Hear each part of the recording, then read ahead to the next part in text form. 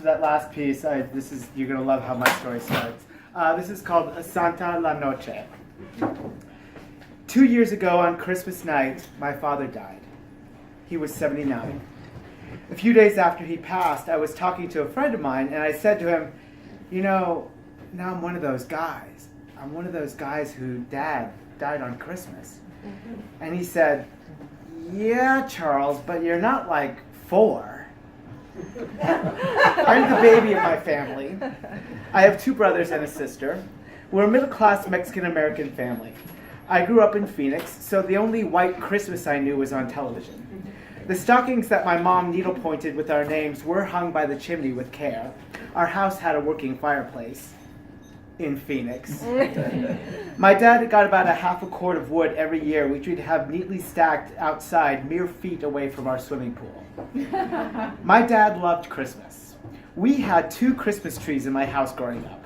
One was a fabulous silver aluminum tree with a color wheel in the family room. And the other was in our living room by the front window, a traditional green polyvinyl chloride plastic number. It had ornaments ranging from red and green balls, delicate glass ornaments from my parents' first Christmas together in 1959, to shrinky-dink animals my sister made, and multicolored construction paper chains that I brought home from school. And silver icicles. And lights which flashed in syncopated rhythm all on their own. And these awesome bubble lights, the original kind that would heat up colored liquid to mad scientist tubes of holiday bubbles.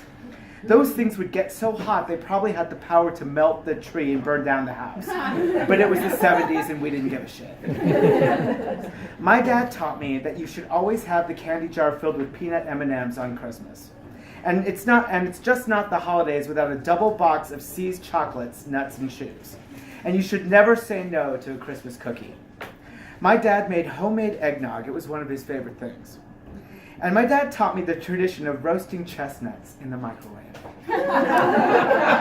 One year, when I was about 9 or 10, my family took a road trip to visit family in Colorado for Christmas. My Aunt Vicky's family, who lived about 45 minutes away from us in Rainbow Valley, Arizona, was going to join us. Now, I have to sidebar about my Aunt Vicky. My Aunt Vicky is wacky and eccentric.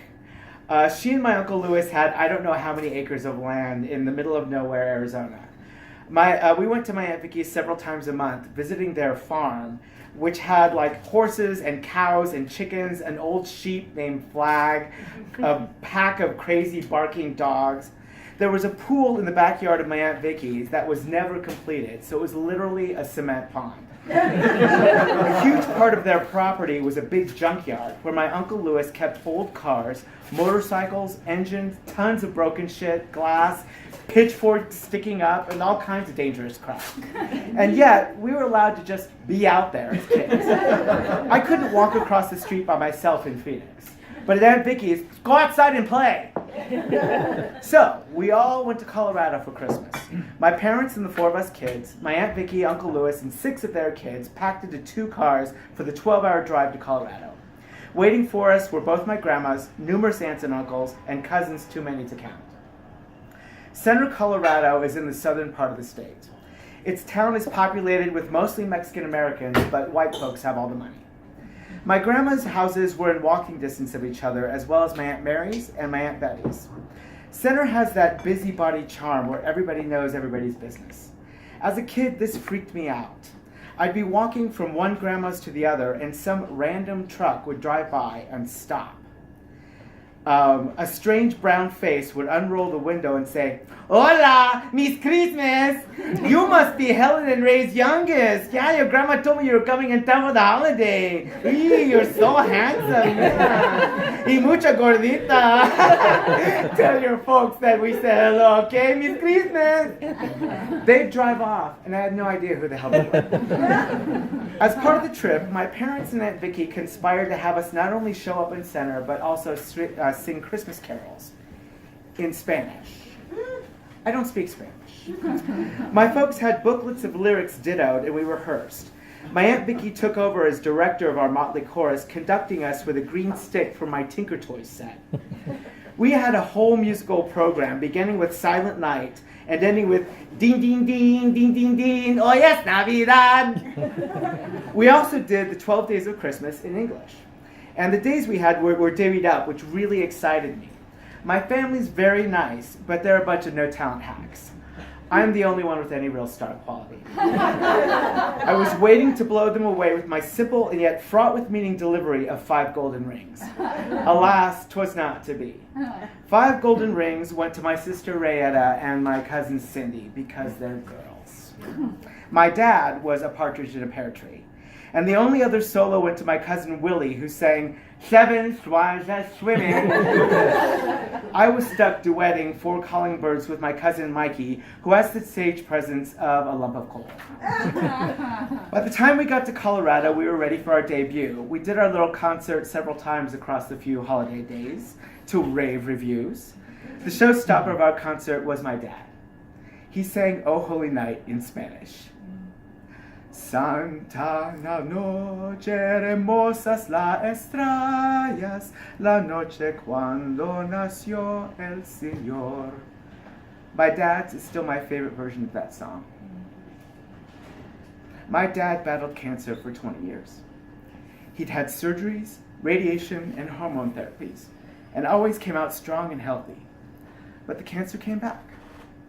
I got a call from my sister after Thanksgiving a little over 2 years ago, and she said, I just want you to know Dad is really different. He's really weak and he sleeps a lot. I just want you to be prepared for when you come home.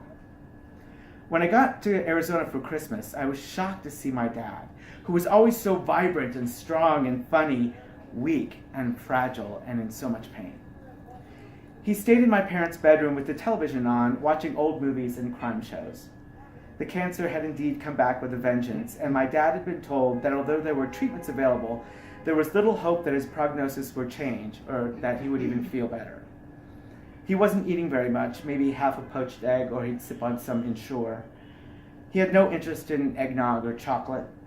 My mom was amazing during all this, taking care of him while still making empanadas and bizcochitos, keeping holiday tunes playing. Christmas Eve, I was in bed. Around 10:30 or 11, my mom screamed for me. I ran into the room to find my mom holding my dad up, my dad writhing in pain. He needed to go to the bathroom, but he couldn't walk with his walker by himself. The pain was too much. He couldn't get comfortable, and the painkillers weren't working. My mother needed my help. We spent the wee hours with my dad, who couldn't find a position where he wasn't in massive pain in his legs. He'd lie down for a minute or two and then need to stand. Then that would hurt, or he'd be too weak, so he'd try to move around. Then he'd sit, but that would hurt. We called the emergency nurse, who came and gave him a shot and gave us more drugs to give him. After the nurse left, my dad was fine for about 5 minutes. And then he'd start writhing in pain again. And my mom and I continued to try to calm him, try to keep him comfortable. Then my mom broke down and said to him, Ray, we can't do this. We can't keep you at home. We can't take care of you.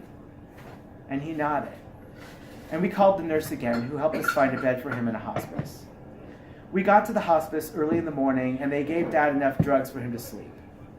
Around 6:30 or 7, my mom looked up at me and said, well, we have to go. We have to go to the dollar store and get candy for the stockings and go to the bank, and I have to pick up some sweet potatoes. Well, it's still Christmas. We ran errands and got back home later and chopped veggies and made cookies and made each other laugh, made believe that everything wasn't awful. Later in the evening, we went back to visit my dad, and my brothers and my sister were there, and my nieces and nephews. Aunt Vicky and a couple of my cousins came out too. The nurse told us that my dad had stabilized, and he'd probably be here for a couple days, maybe even a week or two. On Christmas Day, in the middle of the turkey, Mom got a call that Dad had taken a turn, and we needed to go to the hospice right away. He took his last labored breath with family all around him. A couple days after he died, in the middle of making funeral arrangements, my mother decided to cancel my dad's phone. I was sitting in her kitchen as she was having an argument with Gabrielle from T-Mobile. No, you don't understand. I just want to cancel his phone. He's my husband. He passed away. No, he can't come to the phone. He died. No, I don't want to upgrade his phone. He doesn't need one where he is. I cracked up when she said that. And she looked at me and winked. Well, he doesn't. That's when I knew that my mom would be okay. And that's when I knew that I'd be okay too.